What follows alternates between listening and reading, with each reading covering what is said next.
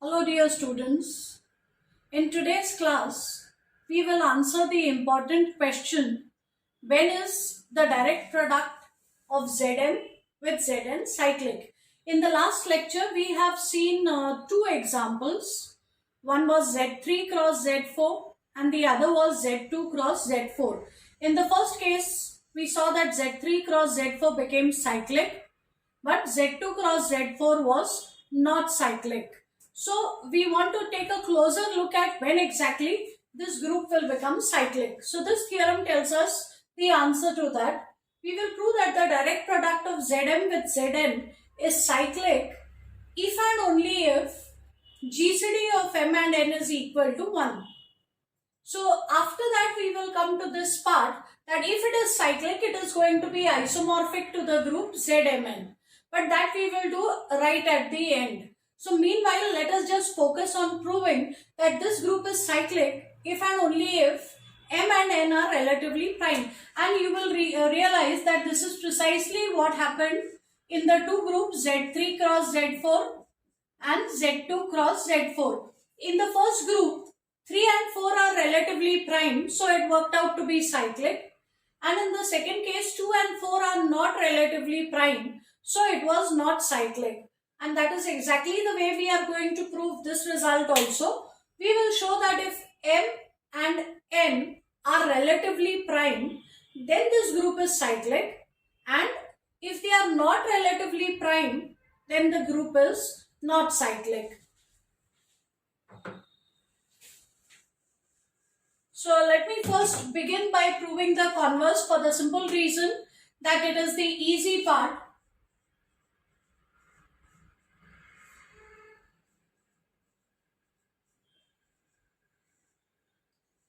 So let us assume that the GCD of M and N is equal to 1. Now we know that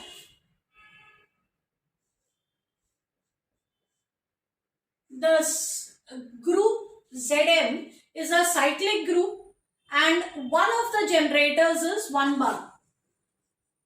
So Zm is generated by 1 bar, and if it is a cyclic group, then order of the cyclic group has to be equal to the order of the generator. So in the group Zm, the order of 1 bar is the same as the order of Zm, and that is equal to M. So that is in the group Zm. On the other hand, in the group Zn, the order of 1 bar will be equal to the order of this group, which is equal to N. So let's look at the element 1 bar comma 1 bar as an element of Zm cross Zn. So look at this ordered pair 1 bar comma 1 bar. First element comes from Zm. The second 1 bar comes from the group Zn. So if we look at the order of this group, if we look at the order of this element, then the order of this element is going to be the LCM of the order of 1 bar with order of 1 bar. This order is to be taken in Zm and this is to be taken in Zn. So as we know, this is equal to LCM of M and N. And LCM can be given in terms of GCD. So LCM of M and N is the product of the two integers. Because they are positive, I have not bothered to write the modulus. So it is product of the two integers divided by their GCD. GCD of two integers is either given by GCD of M comma N or simply round brackets M comma N like this. But in this part, our assumption is that the GCD of M and N is equal to 1. So this will be M into N. So the order of this element is M into N. Also observe that the order of this direct product group is order of Zm multiplied by the order of Zn, which is M into N. So the order of this element is the same as the order of the group. So this element will become a generator for the whole group. And therefore in this case, Zm cross Zn becomes cyclic. So if M and N are relatively prime, then the group is cyclic. Now let us prove that if they are not relatively prime, then the group is not going to be cyclic.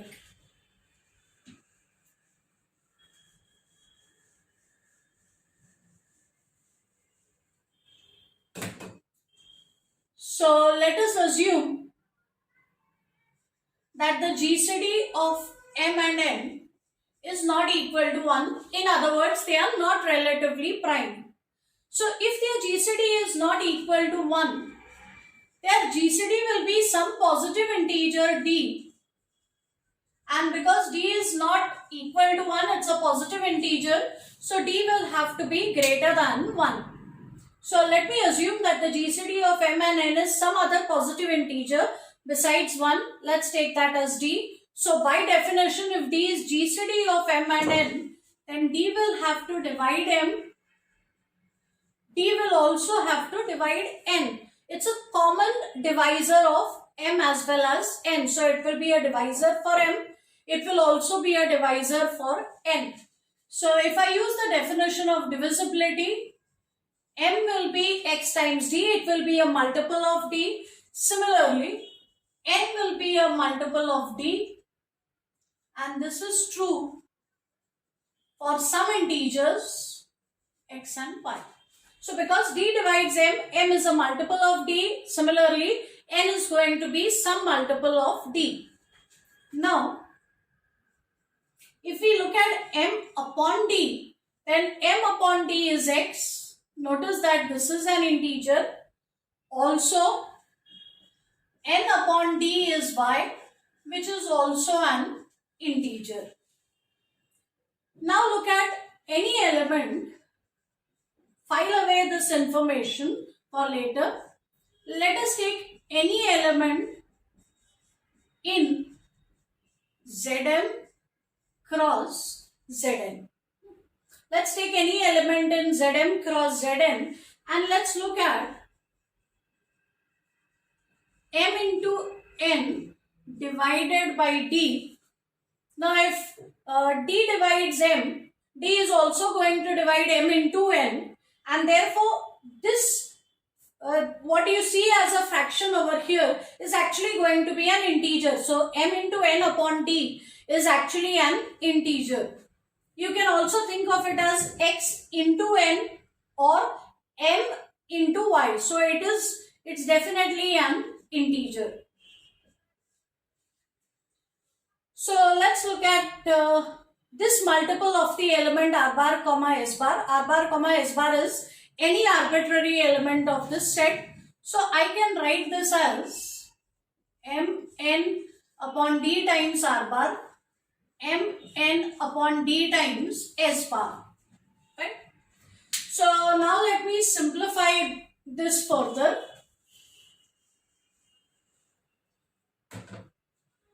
So I will write the first one as n upon d times m into r bar, and I will adjust this as m upon d times n s bar. Now n upon d I have called as y, m upon d I have called as x.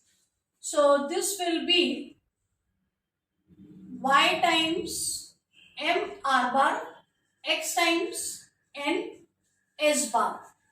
Now keep in mind that the first coordinate comes from Zm, the second coordinate comes from Zn, and in Zm any element multiplied by m or a multiple of m is going to give us 0 bar. So this will be equal to 0 bar in Zn. Similarly, in Zn, any element of Zn multiplied by n or a multiple of n is going to give me the 0 element of Zn. So this gives me 0 bar. So this particular multiple of this element is the identity.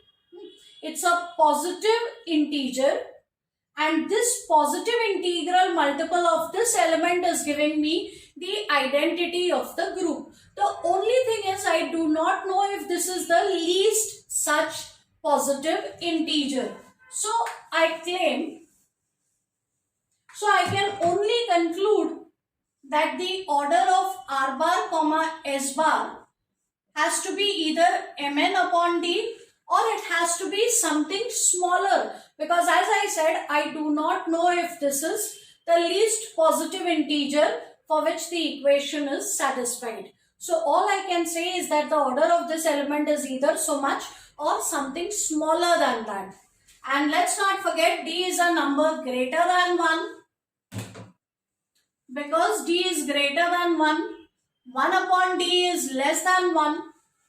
I'm taking the reciprocal. Now let's multiply both sides by mn. So mn upon d is strictly smaller than mn. So this mn upon d that I've got is strictly smaller than mn. So more interestingly, I have proved that the order of r bar comma s bar is less than mn, strictly less than mn. And please keep in mind that the order of this group is order of Zn multiplied by the order of Zn, which is m into n. So r bar comma s bar was any element of this group, and we have proved that the order of an element has to be smaller than mn.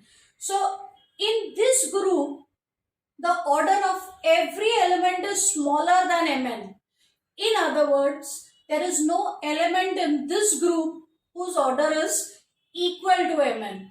And if I want my group to be cyclic, I must have at least one element in that group whose order is equal to this, because then that element will become a generator. So here, because no element has order equal to mn, this group is not cyclic. So Zm cross Zn is not cyclic, and we started with the assumption that m and n are not relatively prime. So in this part we have proved that if m and n are not relatively prime, then the group is not cyclic. And therefore we can say that this group will be cyclic if and only if m and n are relatively prime. And notice that if this group, now I come to that last bit which I was mentioning. If this group is cyclic,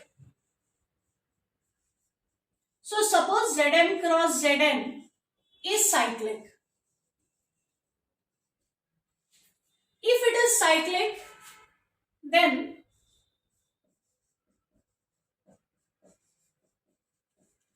I'm going to use the result that every cyclic group or every finite cyclic group is isomorphic to Zn for an appropriate value of n. So because this is a cyclic group of order mn, this group will have to be isomorphic to Zmn. Because it's a finite cyclic group of order mn, it will be isomorphic to this group. So this bit is obvious, and that's all for now. We have proved that this group is cyclic if and only if GCD of m and n is equal to 1.